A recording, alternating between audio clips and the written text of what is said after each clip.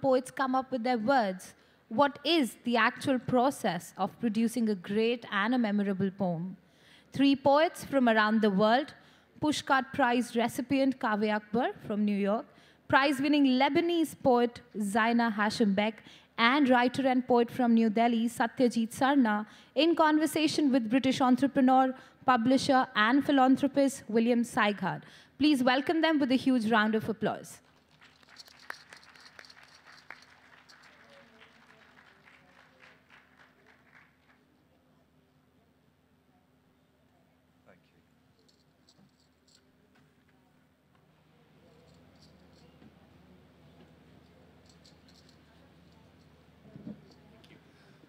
Good morning, ladies and gentlemen. Our poets are coming. Here they are. One more to come. And welcome on this Monday morning. I hope some of you are sitting in the sunlight so you can keep warm. And here we have a chance to hear 3 poets from 3 different continents talk a little bit about how they do what they do. Writing is a confusing practice, and I'm sure many of you out there are budding writers and have your own thoughts and worries and concerns, and you'd like to hear a bit more about how these wonderful published talents go about their writing craft. And you've just heard we've got Kaveh Akbar, Zeina Hashem Beck, and Satyajit Sarna. Let's start with you. When did you first write a poem that you remember? Little boy? I think a little later than that. Yeah? But, probably at university or something. At university, yeah. Okay. And I remember thinking of it as a very visual form. So it would come as something I saw, and then ultimately work itself into words, and sort of I'd scribble it down, and it wouldn't survive long because I'd ball it up and put it away somewhere. And when you think about writing a poem today, does it feel like work? No, it doesn't feel like work. The way I think of it is it comes to you as an urge, or as something that you can hold in your hand, like a feeling or an idea, and the intellectual part of that follows that. But if you don't have that little ball of dough, there's nothing you can do with it. And that little ball of dough, does that just get rolled out right away, or? Oh, no. That intellectual effort, that craft, sometimes that takes weeks of rotating in your head, or months, or years, or in one instance, maybe, I think, 25 years. Okay. And what do you use? Are you an old-fashioned man with a pencil and paper?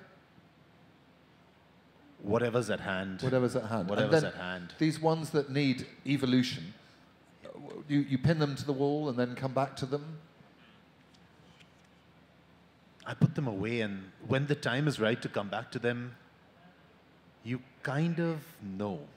Yeah. You kind of know, like when something isn't working and it stops working, and the process of it stopping to work is also gradual. So in your head, though, you've got filed away all those poems which are sitting in the drawer, and suddenly something's going to spark a thought and make you want to turn back to one of them. Is that right? Yeah, and sometimes it's the other half of the puzzle. It's the thing that will make the dough go. It's the yeast. It's the name. It's the concept that fits into the feeling. Yes. And has anyone helped you along the way to learn how to do this, or has it just all come naturally? So, I mean, I've never been formally trained or, workshopped or really studied literature. It's just something that, I've grown up with books, and at some point, poetry just became this thing I would read a lot of. But it began as a private passion, and of course now it's a very public passion for all of us too. Are these people watching? Yeah. How did we move from a 21-year-old putting poems into drawers to a published poet of some renown?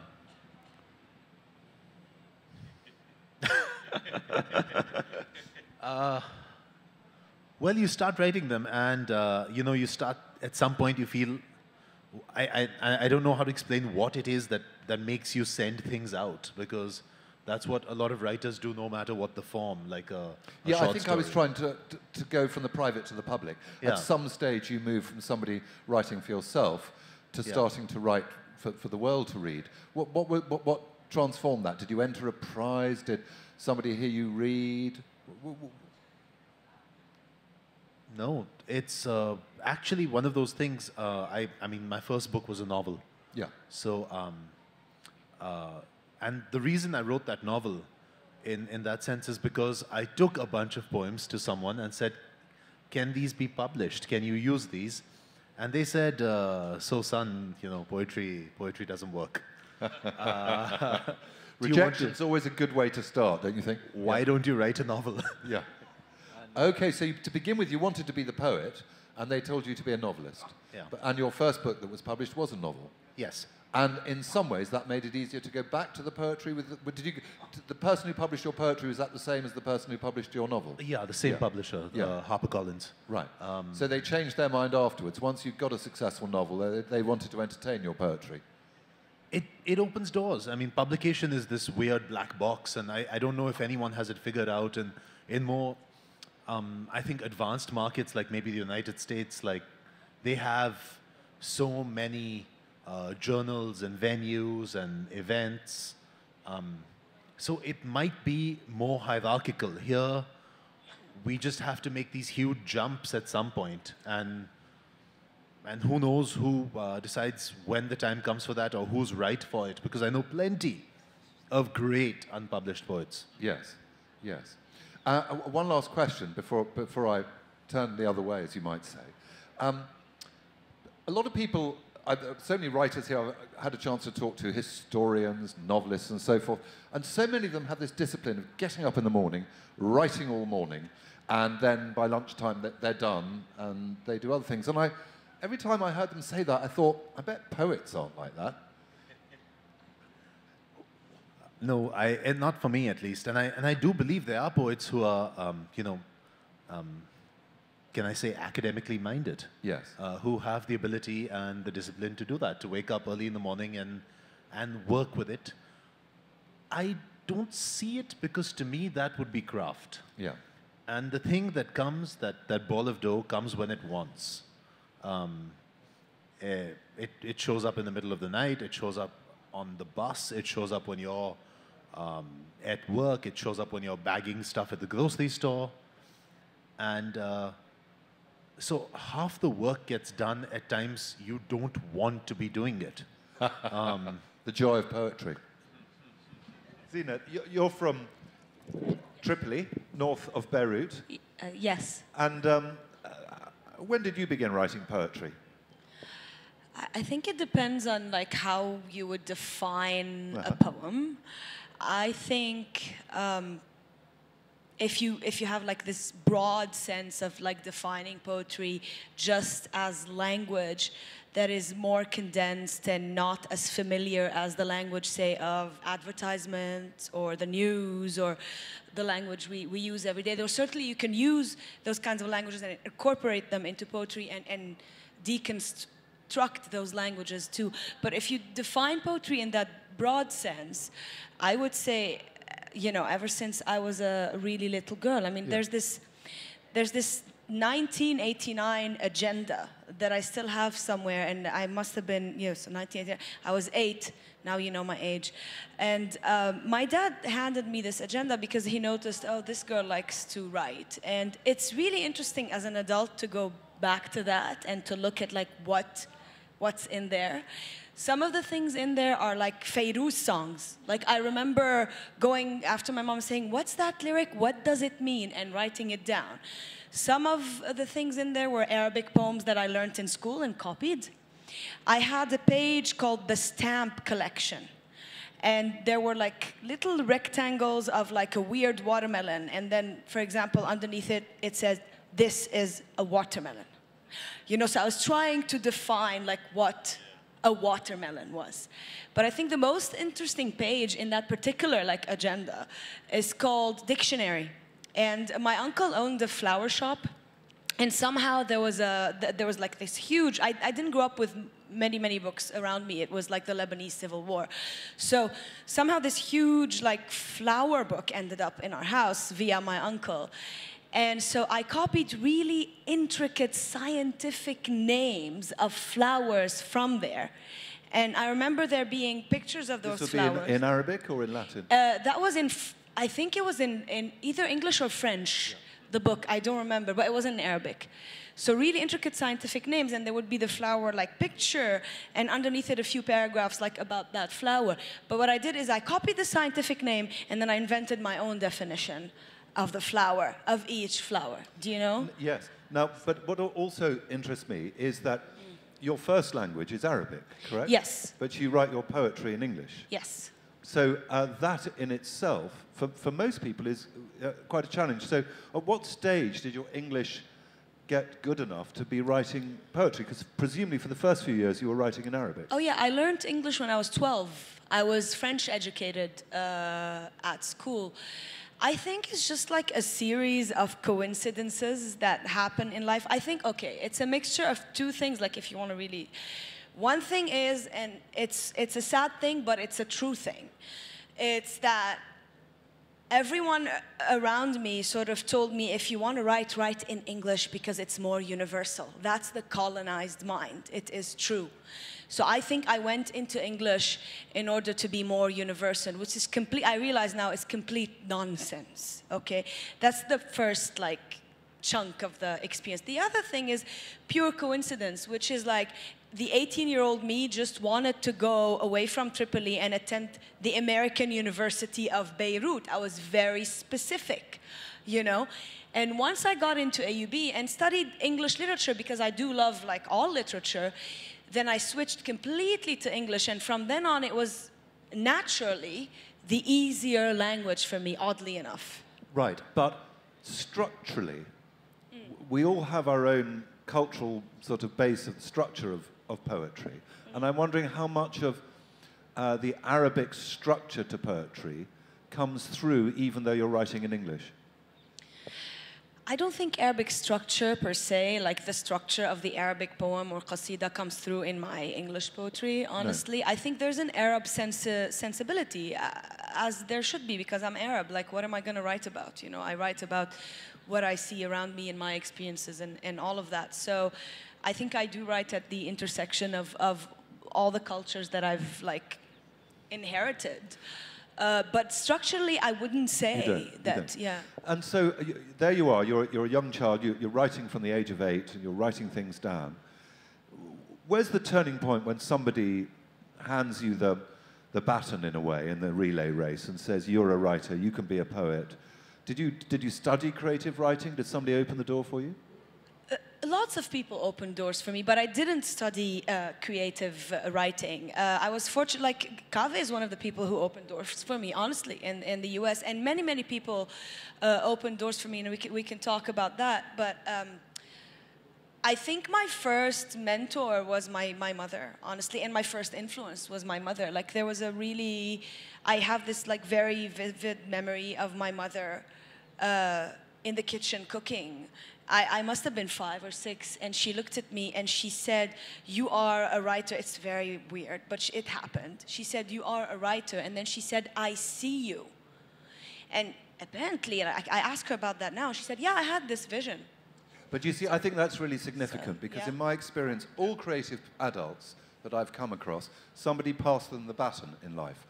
And it might be, if they're really lucky, it might be a parent, an art teacher, an English teacher, or just some other adult. But if nobody passes you the baton, it's very hard to become a creative adult and believe in yourself. Absolutely. And you've just said, your mother said to you, you're a writer. Now, as a child, at that age, that's a pretty impressionable, important moment, isn't it? Yes, yes, and I believed her. I still believe her to this day. Like, when I go to readings and I see an audience, I instantly remember my mom, and I get very emotional, because she said to me, I see you reading to people. That's what she said. But also in my adult life, many people helped me out, you know. I had, like, when I moved to Dubai, there was this Irish writer who is one of my best friends now called Frank Dulligan, and he just, like, helped me workshop some poems. And he also saw, and he said, you know, I love what you're doing, please keep doing it. And, you know, people like, even big names like Naomi Shihab Nye, like, said, do it, Zeina. Kaveh opened many doors in the States. So, yeah, so on and so forth. So now let's go back to the dough in the middle of the night moment. Let's talk about your process. What happens? Do you wake up in the middle of the night? Do you get up at 8 in the morning and get started? How does it all happen? I think the process is ever changing. I'm still figuring out how to write. Like, if I figure out, oh, this is how I write a poem, then I will just, like, I might as well quit, because I'm still figuring all that out. And I think that when I was younger, I used to think that I have to produce some writing every day, and I have to sit myself down and write. And that's a cool, like, it got me through my first book, but now I have this trust that the act of writing is not just you sitting and writing words on the page. It's processing, it's slowing down, it's listening, it's looking at the world around you, and that will, you have to trust that will somehow lead to a poem. Now, I love mornings because I have kids. And so mornings is when my kids are at school, and this is the only time where I could be completely alone. It has to be a silent room. I cannot work with music. Silent room and all by myself in order to be able to, like, get up and recite and whatever. So I love mornings. So you're in a silent room in the morning. In the morning. And you write with a pencil and paper, or? I do write with pencil and paper, and I map the poems. So it's not like it's not like a vertical thing. It's like a map. Like, it's you know. And explain a bit more this map, because I think that's really important. Well. I don't know if I can, but so, for example, like I was commissioned to write a poem about Dubai a couple of months ago, and so I spent a few weeks just doing what I was telling you, you know, that I would do, which is like just walking around thinking about the idea of this poem. But as the deadline drew near, I thought, oh, this is not going to happen. I don't have a poem. I have notes. I have, you know, but I don't have a poem. And then I was just brushing my teeth one day, and there was this moment that you were talking about. I believe in the magic of, like, this moment where, wait a second, and sometimes you listen to it and sometimes you don't. And then I just gave the memo to, like, my husband that I'm going to be away for about 6 to 7 hours now, because I need to work for, like, big chunks of time. And so, for example, for this one, I instantly knew it was going to be a ghazal. And so I put, okay, ghazal Dubai. And I started putting, like, different images that I was taking in, either, like, on pieces of papers or on my phone or whatever, like this, you know, like a map, or I don't know, it's not a mind map, but it looks like it. And then I start writing. Like, it's a, like, really messy thing. And do you have a drawer full of unfinished poems that you suddenly find time to return to, or inspired to return to complete? Or are you quite disciplined about, you don't go on to the next one till you finish the last? I do have some unfinished poems on my laptop and some in my drawer. I honestly tend to not go back to these often. I don't know why. But I do revise a lot. Like, a poem that is almost there, I do go back and revise it. But like I said, like, I know it's not always feasible, but if I can, I need, like, big chunks of time to work on one poem. And usually, if I'm lucky, it might be almost there, and then I revise it, like, in a month or 2 months or 3 months. But some poems have taken me 7 years to write, so it depends. Yeah. Okay, over to you, Kaveh. Now, you are based in Indiana, is that right? Correct, yes. And apart from being one of America's best-known poets, you have brought on an awful lot of other poets, because you run a poetry school, effectively, don't you? I don't necessarily run a poetry school, but I do try to wave my pom-poms on other poets' behalf as much as I can. Your name comes up a lot, and which means you're obviously a very generous-hearted poet. So where did it all begin for you? Round the kitchen table at home?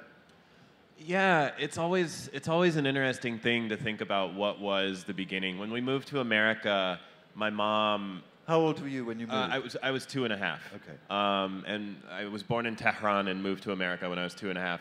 And when we moved to America, my mom, in order to help my brother and I, my brother's 7 years older than me, in order to help us get better at English, she got these SAT, it's like this big college entrance exam in America. She got these SAT preparation books. And she would teach herself all of the vocabulary words in the back of the books and then organically pepper those words into conversation with us, you know?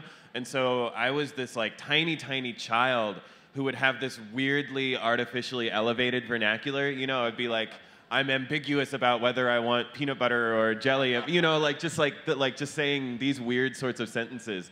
But you know, so from the earliest possible age, the materiality of language was really foregrounded for me, right? The fact that language could be a site for discovery and play and manipulation and these things, that was really, really tangible to me from as early as I can remember. And was there also Farsi spoken in the background? Were you brought up bilingual? Farsi was my first language, but when we moved to America, my brother, who was 7 years older than me, entered into US schools right away, and consequently was really struggling in US schools because he couldn't speak English very well. And so my parents actually, altruistically, they were thinking banned speaking Farsi in the household. Yeah. In this effort to try to get my brother more adapted to English, you know, and to help him to do better in school. So our Farsi actually atrophied. You know, if we had just had, you know, a half hour or one dinner a week where we spoke Farsi and then everything else was in English, we would have kept it. But because it was just like straight outlawed in the house.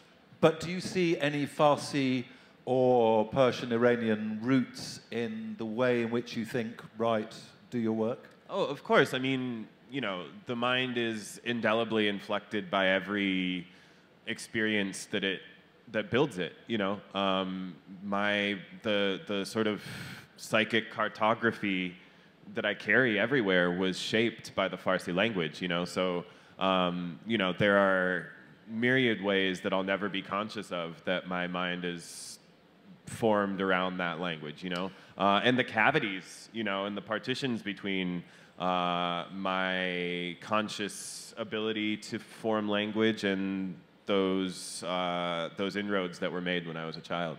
And were you like Zeina as a child? Were you always writing? Were you always busy with your pen? Yeah, yeah. My family has poems that I wrote when I was 3, 4 years old. You know, I wrote my first novel when I was in kindergarten. It was about a man who had a pet Tyrannosaurus Rex who could turn invisible, and the man would use the pet Tyrannosaurus Rex to like devour his enemies. And you know, yeah, and so ever since, and there's a pretty steady stream of poems and stories and novels and stuff from that point. The precocious poet, I think what we should call him. And what about the way in which you write? Are you a morning, evening, or does it just happen? Yeah, that's such an interesting question.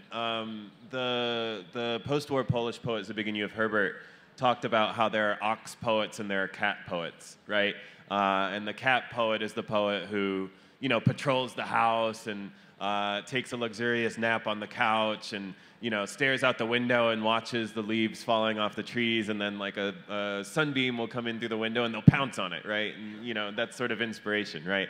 Whereas the ox poet is sort of out in the fields, no matter, you know, how hard the soil or how rusty the plow, you know, they're just sort of out there doing it every day. And there's no hierarchy between these two, but I think that it is often the case that poets fall in one camp or the other, right? I am naturally an ox poet. That's what I want to be, and that's what, in the best of circumstances, I am. When I wrote my book, my first book, Calling a Wolf a Wolf, I was very much an ox poet. I was very much just waking up, I like to wake up, like kind of shock myself out of sleep, because I think that my brain kind of then stays gummy with a kind of dream logic, you know, if I'm like just immediately writing right after I wake up.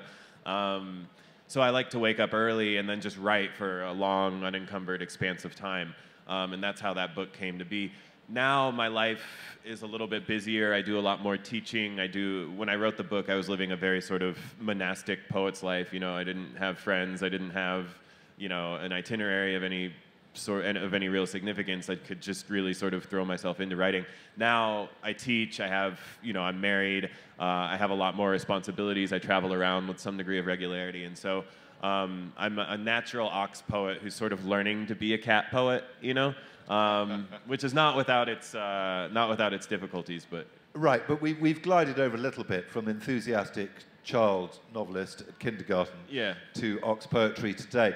Somewhere along the line, presumably, you got a little bit of help and mentoring and so forth? Yeah, absolutely. I think this is true for many writers. I had a seminal high school language teacher, right, who himself wrote poetry and, published a little bit, sort of modestly.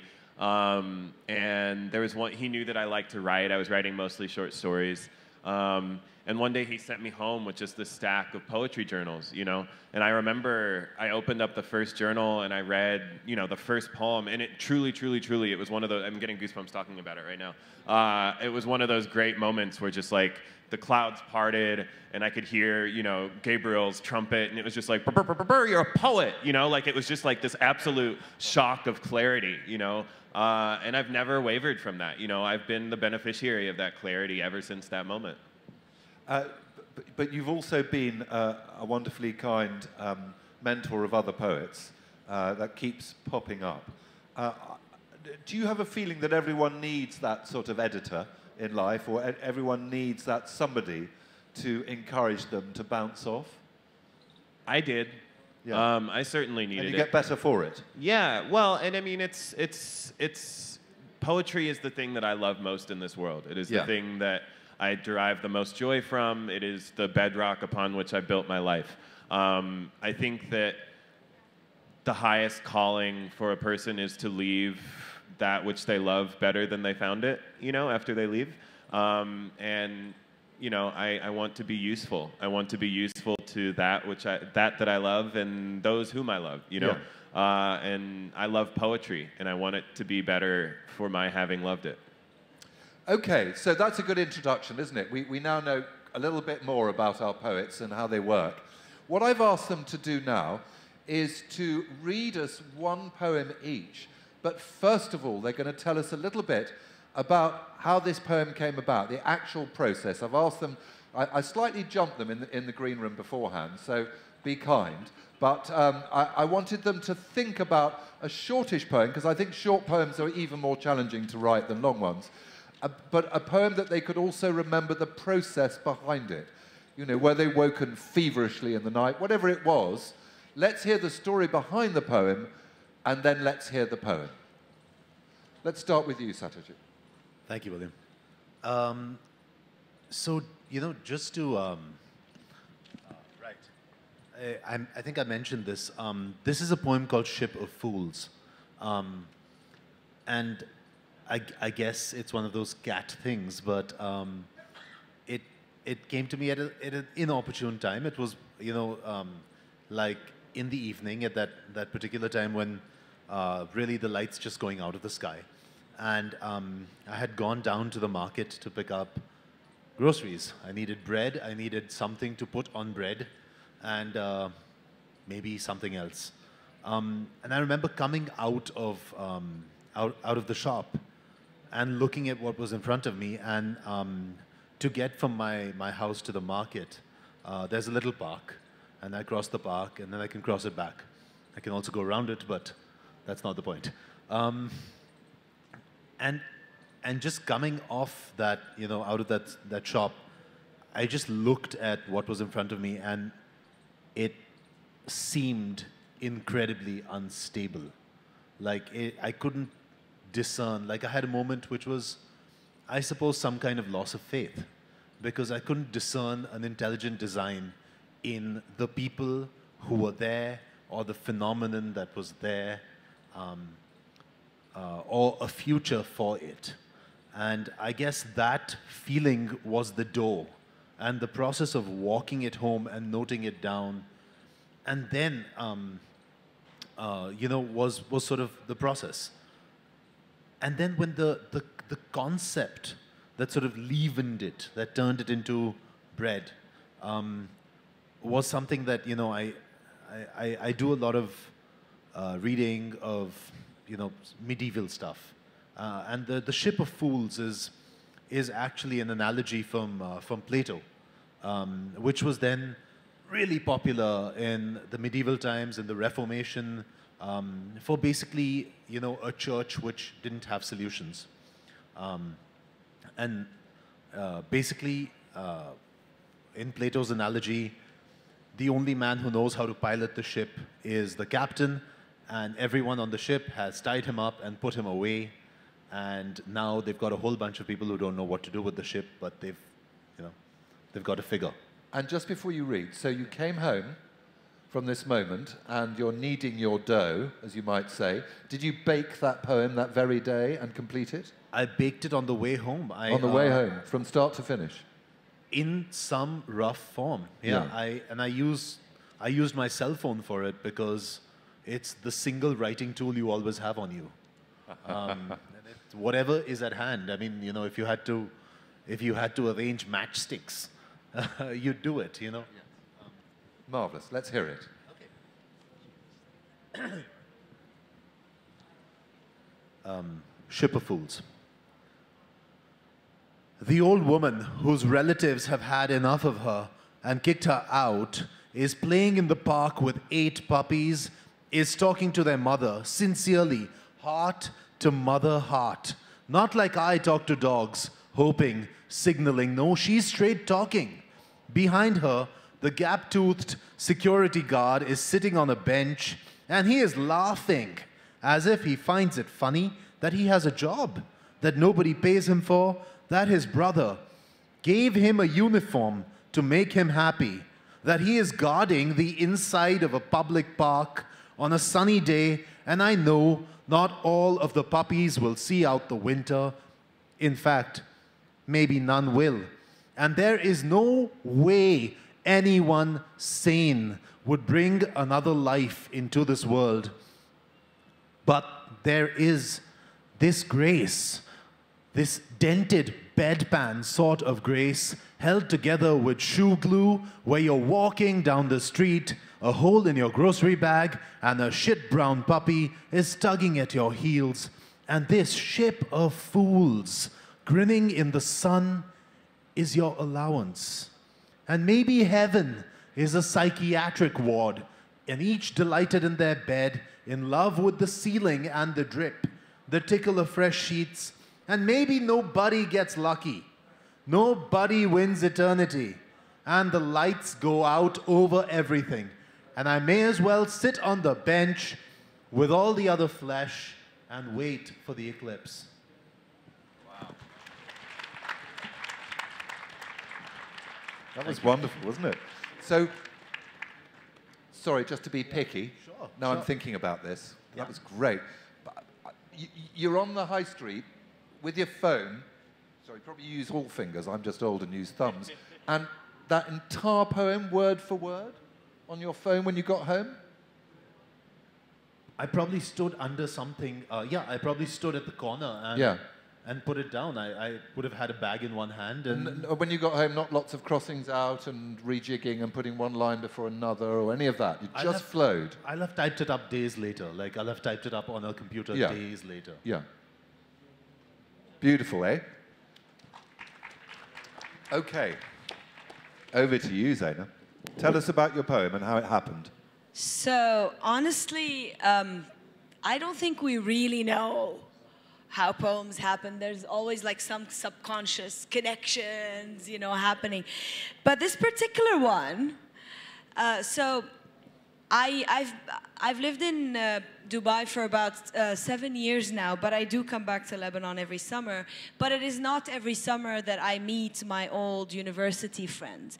And there was this, I think it was about 2 years ago, 2 summers ago, when I actually managed to meet some old university friends, and we decided to watch this really popular cabaret show. Like, you go underground to this pub, and it's a cabaret show called Bar Farouk.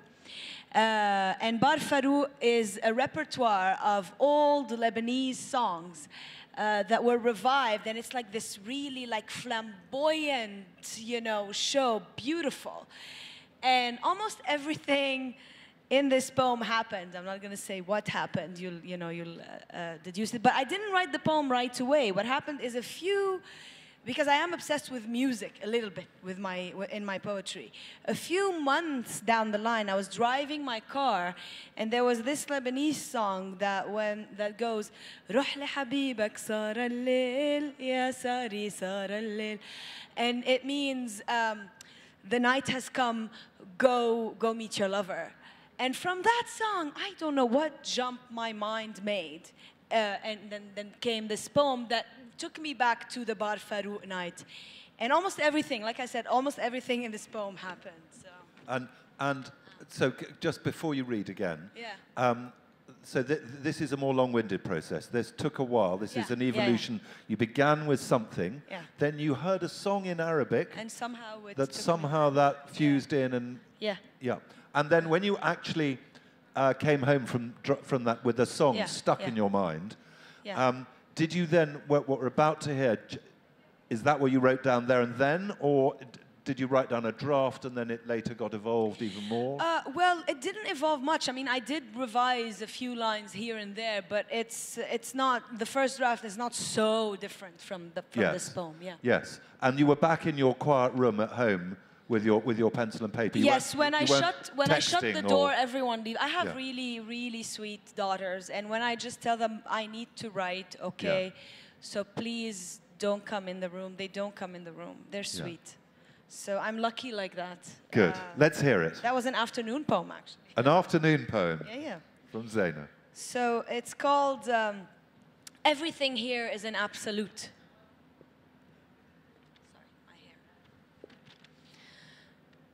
Look at where this nostalgia has brought us. We go down the stairs and order frozen margaritas. It's been years since we've lived here. The waiter shows us our table, hopes we don't mind two American boys sitting with us.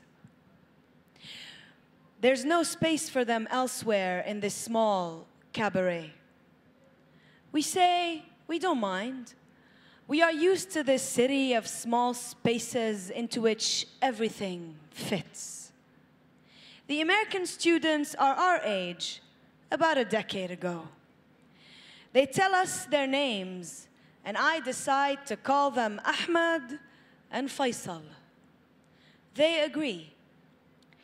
As the performers go on stage, as the songs and smoke rise, we raise a toast, and Ahmed and Faisal smile and clap non-stop. They've even learned the Arab shoulder shimmy. Once I've margaritaed enough, I start explaining song lyrics. She's warning him. He will regret, and it's no disaster if he leaves. And yes, motor is pronounced motor. And suddenly, I discover I don't really know who Zain al-Abidin is, though I've been singing for him all my life. Yay, yay, yay needs no interpretation. Neither do the colorful costumes and feathers and all this going back in time. I want to shout, no one eats hummus with carrots. And no one calls this pita bread, it is just bread, khubz, because everything here is an absolute. Faisal says, thank you. And I remember one expression for thank you is, may your hands be safe and sound. And then I ask, doesn't Beirut remind you of New York? His silence is polite. To which I argue, there are no fire escapes here, but there could have been. Some cities burn faster than others. I Beiruted East Houston when I first saw it, and my friend disagreed and said streets were making me delirious again. What I mean is, if you write your name on a wall and find it gone, you say, my name has left. Would you feel abandoned? Would you trace it again? What I mean is, There are songs where the fallen don't have rope enough to climb out of wells.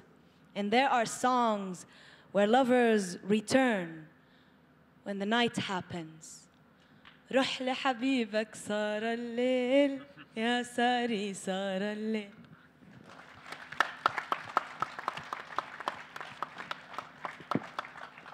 A poem is so much better when you hear its context, don't you think? When you hear its story and you understand a little bit about it. I think it helps so much. Thank you, that was lovely.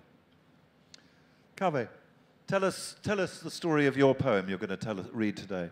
Yeah, I was trying to think about when you asked backstage, I was trying to think about which poem, because like Zeina alluded to early, you know, so many of these poems, you know, if I was to talk about the provenance of them with any sort of real honesty, I would just say, you know, I don't know, you know. I sat down and some scrap of language accumulated into something, you know, it just sort of snowballed into something else.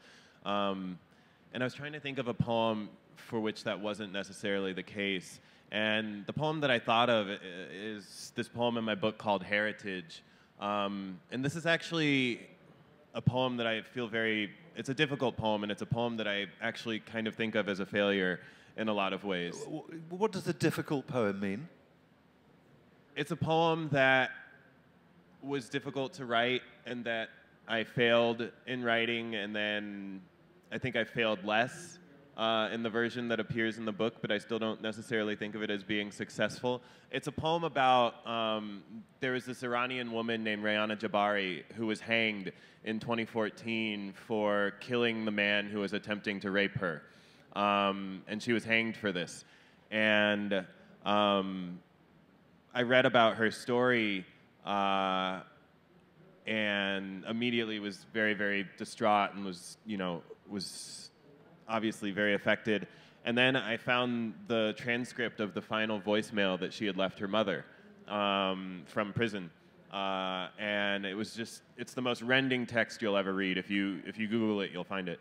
It was just, I don't know that I've ever, I mean, I've read a lot of poetry, I've read a lot of books over my life, and I don't know that I've ever read a more devastating text than this final transcript of this voicemail, because she was just clearly such a gentle, innocent person. You know, she talked about how she would pick up the roaches in her jail cell and put them out the window instead of killing them, you know.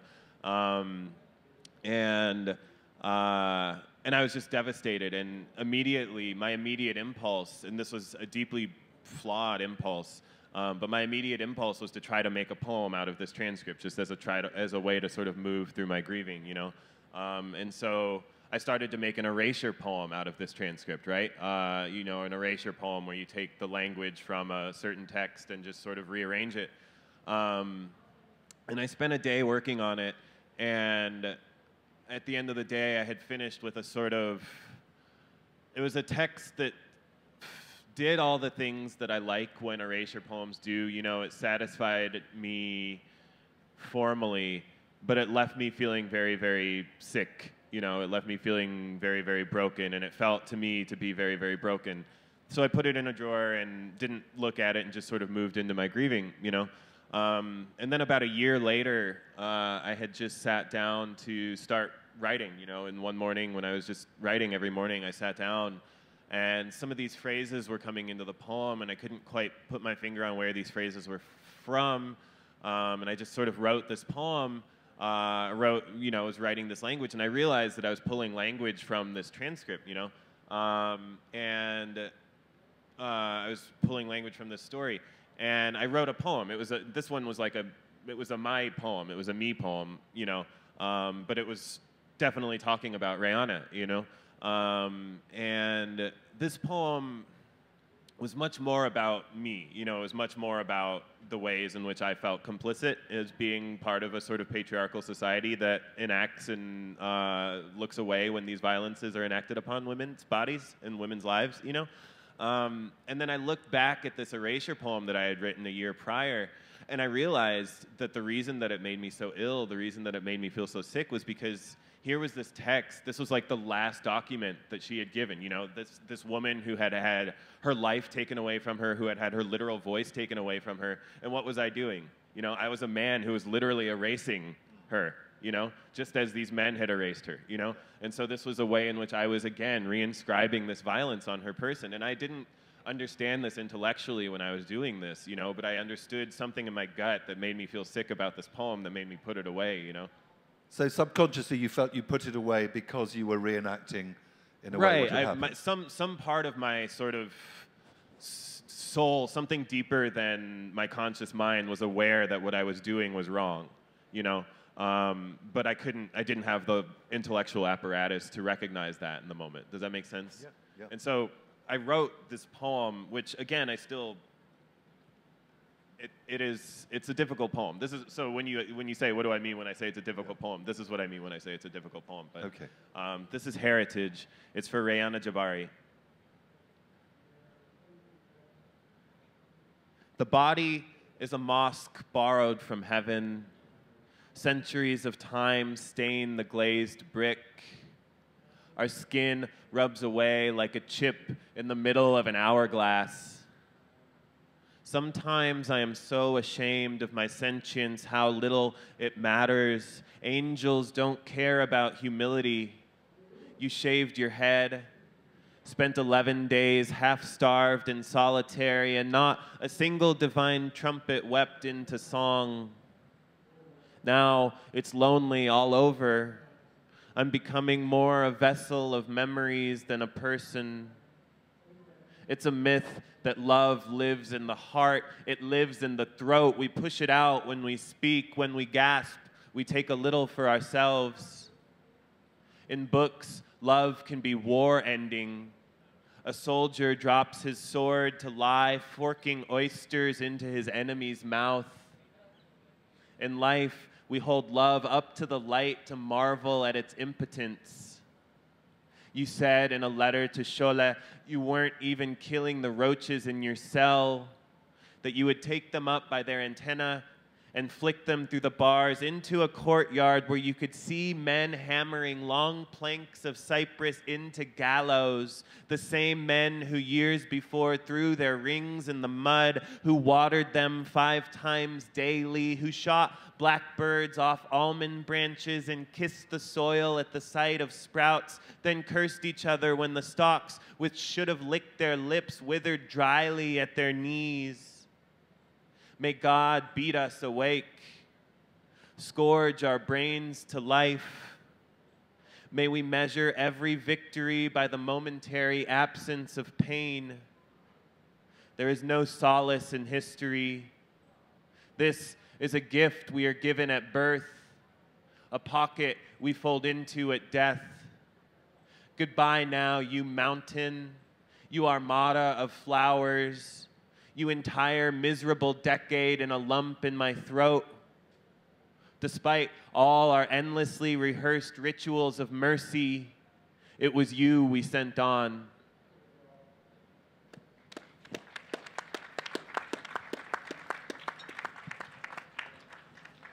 Okay, so that was very productive, I thought. And I think we should now turn over to you, because I bet you would like to ask a question or two of this wonderful trio that we have on the stage. Now we have some ladies with microphones. Here we are, right in row 2, just here. This lady here with pink top. Hi. That was very illuminating. You mentioned, Kaveh, that the poem was a failure. So my question to all of you would be, when do you know a poem is good enough? Lovely question. Thank you. Yeah. What's your name? Aisha. Aisha? Yeah. It's nice to meet you, Aisha. Aisha asked, when do you know a poem is good enough? I presume you mean when do you know a poem is good enough to publish? Or just good enough. Paul Valéry said, a poem is never finished, only abandoned, right?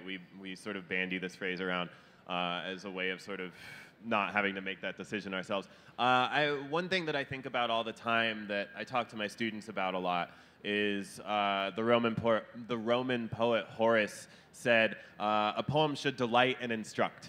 A poem should delight and instruct. Robert Frost later sort of cribbed that and said that a poem should begin in delight and end in wisdom, but he was plagiarizing Horace.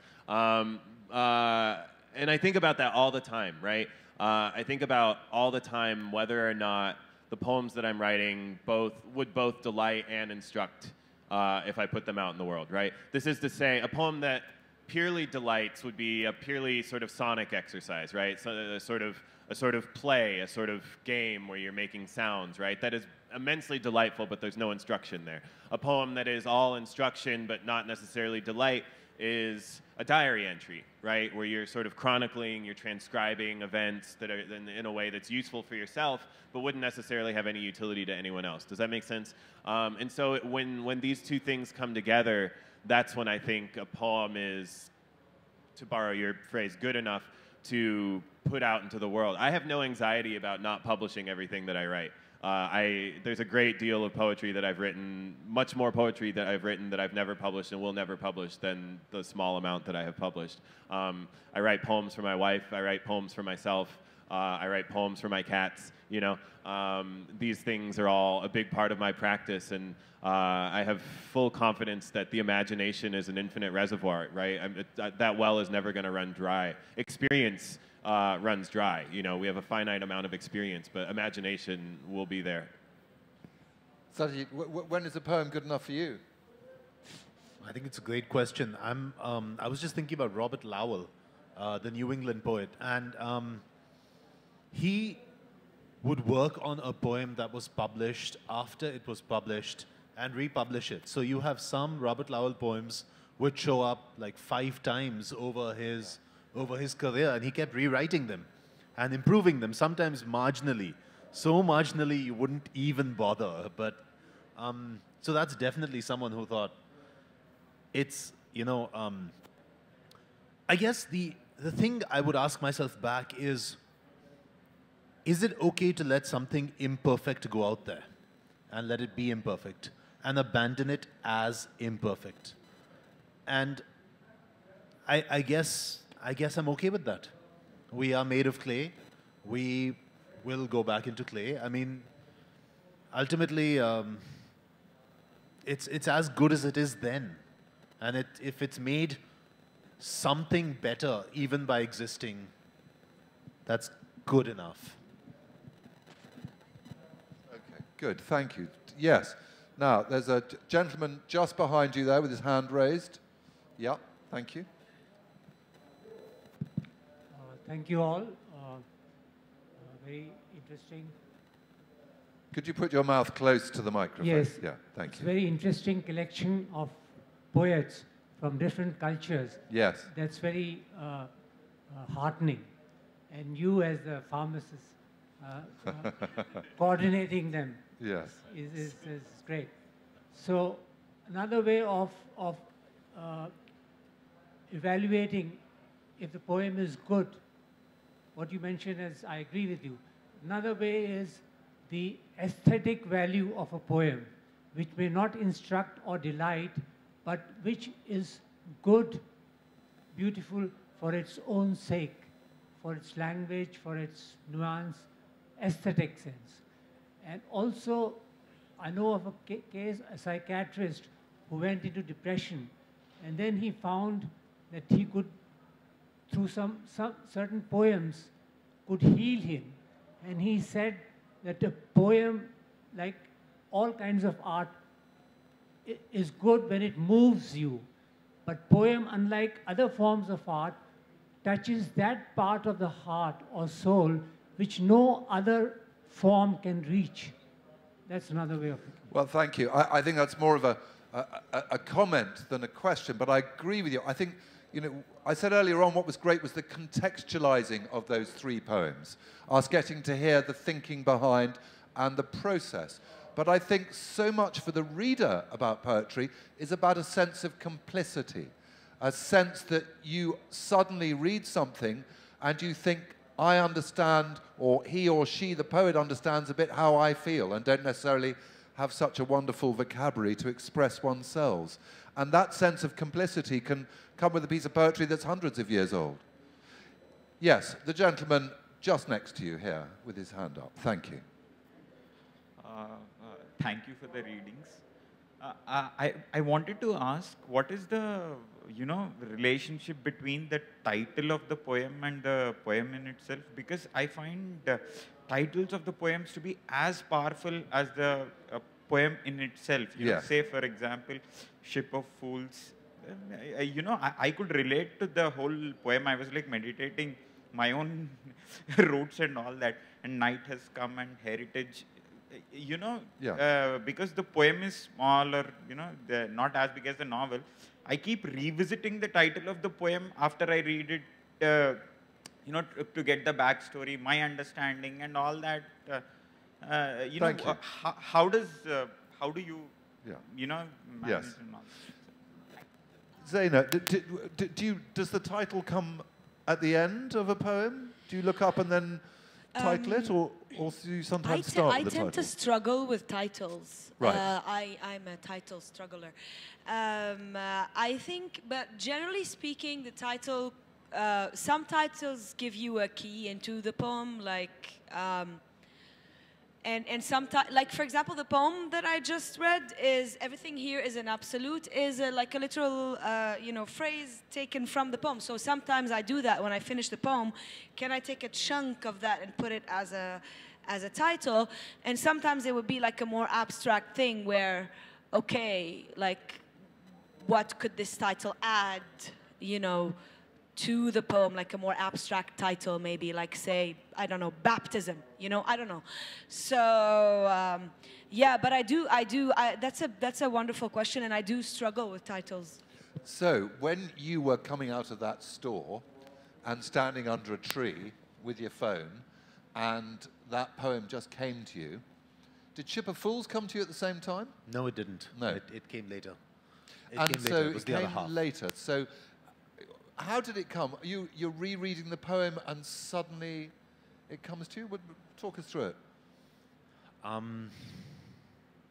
think it comes at a time of formalizing. It comes at a time of putting it into at the point when you know it's a good poem and you're committing to it?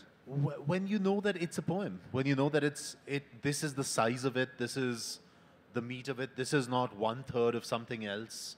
Yeah. This is not a short story out of form, you know. At that point, a title comes to people who think in titles. So I've noticed both Kaveh and Zeina have sometimes long titles. I have almost no long titles. Dylan Thomas didn't have titles. Most ghazals don't have titles. I mean, it's always just the first line of the ghazal. Yeah. So I think it's interesting. I think titles add a pin to something on the page. So once you've pinned it down, then you come back to that center point. And if a title is well chosen, it adds so much. Yeah. Okay, we've got time for one more question. Lady in the front here. So, hi, I'm Apurva, and we talked about the process of writing. But if a poet cannot write, it feels like a hairball stuck in your throat where you just cannot get it out. So what do you think about writer's block, each one of you? How do you deal with it? If you cannot write, how do you process it? Or how do you live with words not coming out of your system? Okay, we've got less than a minute each on how to deal with writer's block. Let's start with you, Kaveh. My dirty little secret is that I don't really believe in writer's block. I have a friend who's a novelist who says that his cure for writer's block is a little slip of paper that comes in the mail once a month, and it's his mortgage slip, right? And so, you know,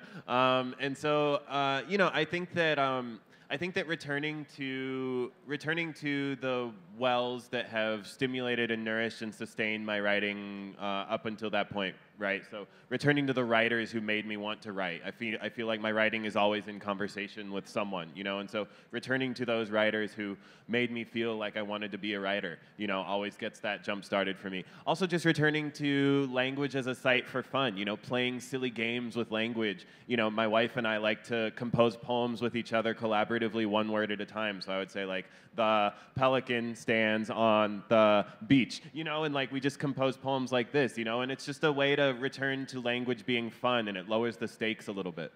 Funny enough, I was talking to Jan Martel last night, who wrote The Life of Pi, and I told him that in my poetry pharmacy, I've prescribed that book rather than a poem to people who suffer from writer's block, because it begins with this wonderful story of a young novelist who's written their first book and has got great critical acclaim, comes to India with his advance to write his second, and 6 months into his 9 months' worth of money, he has to tear the whole thing up, and he's in total crisis, and he doesn't know what to go next, and he sits down next to somebody in a railway station who tells him a story.